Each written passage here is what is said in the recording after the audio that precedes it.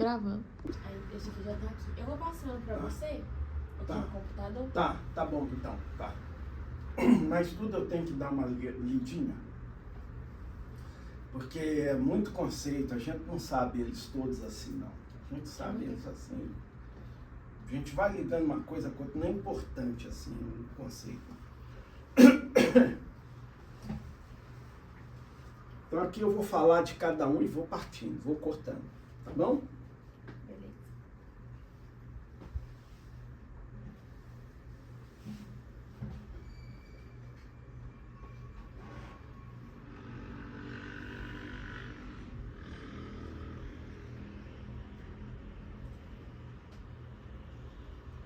Então, começando, vamos analisar cada um mecanismo de defesa. Mecanismo de defesa, né? Volta aí atrás. Isso mesmo. Então, a partir de agora, vamos analisar cada um mecanismo de defesa. Primeiramente, vamos analisar os mecanismos de defesa segundo Freud. O primeiro deles seria a projeção. O que seria a projeção? É quando o indivíduo projeta no outro indivíduo os seus pensamentos, as suas motivações, os seus desejos que são ocultos, os sentimentos, aquelas coisas que ele acha que não são bem aceitos, ele então projeta no outro indivíduo. Vamos dar um exemplo disso, né? Vocês já viram assim alguém que começa a criticar o seu companheiro por sentimentos, por ações do outro companheiro, quando na verdade aquilo tudo reflete totalmente a pessoa que está criticando, né? Nós temos um texto da Bíblia muito interessante que diz assim: antes de você tirar o cisco do olho do seu irmão, tire a trave que tem no seu olho. Então a projeção é justamente isso. A pessoa projeta no outro indivíduo os defeitos que ele acha que ele tem. Então ele começa a criticar o outro indivíduo e colocar defeitos no outro indivíduo, quando na verdade ele está falando de si mesmo. Entenderam, gente? Entenderam?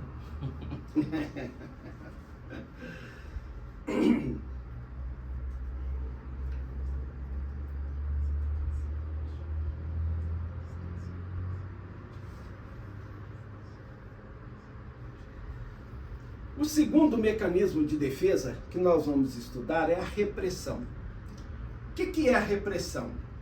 Todos os nossos estudos de psicanálise, vocês vão ouvir a gente repetindo isso sem parar. Sentimentos, pensamentos, desejos ocultos, sofrimento, mal-estar. Então, quando o indivíduo tem aquele sentimento, aquela vontade de fazer alguma coisa, mas que ele sente que aquilo ali não é correto, ele não se sente bem com aquilo, ele transfere aquilo da parte consciente, daquela parte que ele domina, e no mecanismo de defesa ele coloca aquilo, arquiva aquilo na parte inconsciente, de maneiras que nem ele mesmo consegue entender. Quando ele sente algum mal-estar por alguma coisa, é uma coisa que ele rejeita por algum motivo e que o próprio aparelho psíquico arquiva aquilo dentro do inconsciente, porque a parte consciente é a parte que o indivíduo sabe e controla. A parte inconsciente é aquela que ele não tem acesso e ele não pode controlar. Tem que cortar, né? Que eu mesmo mudo assim, começa a querer ler, né?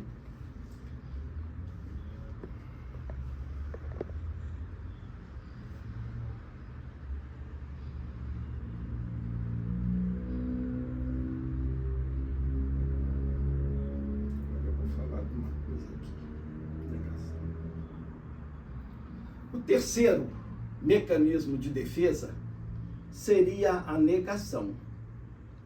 É quando a pessoa reprime os seus pensamentos, os seus sentimentos, as suas fantasias, os seus desejos, tudo aquilo que causa sofrimento, ele reprime. Tentando explicar melhor. Agora vamos tratar então do terceiro mecanismo de defesa, que seria a negação. A negação é quando tudo aquilo que faz a pessoa sofrer nos seus pensamentos, nos seus sentimentos, nas suas fantasias, tudo aquilo que causa o sofrimento, ele se reprime, ele não quer demonstrar aquilo, ele pode sentir e não quer demonstrar. Nós podemos ver, como um exemplo da negação, a homofobia. Certas pessoas que têm um sentimento de homofobia por pessoas que têm outras orientações sexuais, e aquela pessoa, então, para negar o seu desejo, o seu sentimento, ele agride, ele ironiza, ele maltrata. É uma forma dele negar aquilo que ele mesmo está sentindo. Ok. Vocês já viram, né, gente? Que tem pessoas que gostam de bater em homossexual, gostam de ironizar, gostam de humilhar e tal coisa. Às vezes é o próprio sujeito que está com aquele problema e ele quer jogar no outro e quer judiar do outro, negando que ele, né, tem aquele sentimento, né? Agora, como os últimos mecanismos de defesa colocados por Freud, nós temos a transferência e a contra-transferência.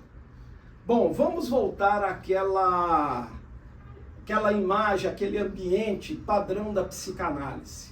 Está ali o psicanalista, o analista sentado ali na sua poltrona, e logo adiante tem o divã, onde está ali deitado confortavelmente o seu paciente, e ali eles estão interagindo. E o paciente, de repente, começa a lembrar de casos importantes com pessoas que são importantes na sua vida. Quem são as pessoas mais importantes na vida de um indivíduo? Nós podemos dizer a mãe, o pai, os tios, os professores.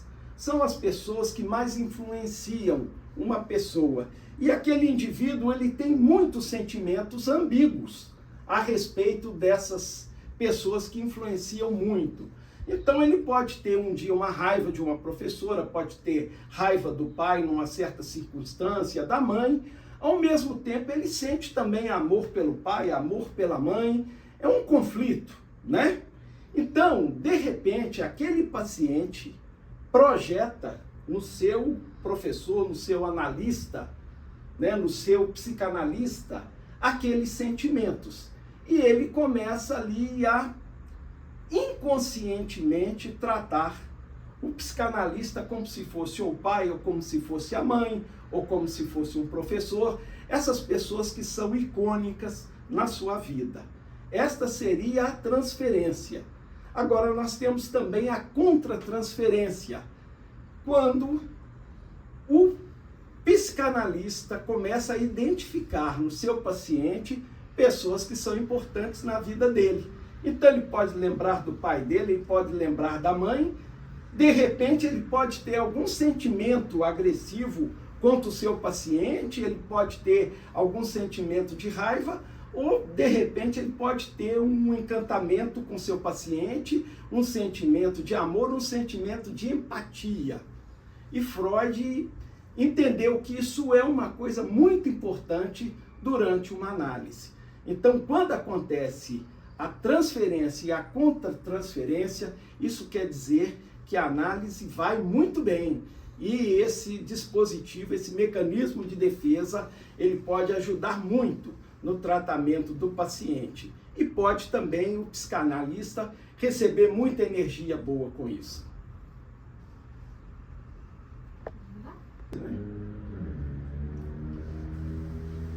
Então agora nós vamos passar a estudar e aprofundarmos um pouco nos mecanismos de defesa.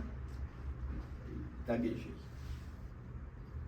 A partir de agora, então, nós vamos estudar e aprofundarmos um pouco nos mecanismos de defesa que foram indicados pela Anna Freud. Quem foi a Anna Freud? Anna Freud foi a filha de Freud, foi uma importante psicanalista, aprofundou demais na matéria, e Anna Freud viveu entre os anos de 1895 e veio a falecer no ano de 1982. Ela era austríaca e vivia em Viena. E quais foram os mecanismos de defesa que Anna Freud considerou? O primeiro deles, a sublimação. O que é a sublimação? A sublimação é quando o indivíduo transporta o seu sofrimento, o seu mal-estar com seus sentimentos, com seus pensamentos, com seus desejos, e ele transporta aquilo para uma outra área, que pode ser a área profissional do trabalho, pode ser também a área das artes. Eu gosto muito de arte. Eu posso falar, por exemplo, de pintura. Eu acho que cada indivíduo, quando está pintando um quadro, ele está escrevendo, ele está descrevendo justamente no quadro os seus sentimentos. Seu sentimento de raiva, seu sentimento de horror, seu sentimento de repúdio, ou seu sentimento de amor, seu sentimento de alegria. E assim, em cada quadro de cada pintor, a gente pode ver esses diversos sentimentos projetados ali dentro de um quadro. E ali, quando a pessoa transporta para essa outra área os seus sentimentos, ele sublima. Quer dizer o quê? Ele se livra do seu mal-estar, ele se livra do seu sofrimento, quando ele coloca o seu sofrimento num quadro, ou numa obra de arte, ou num trabalho. Eu gostaria de dar alguns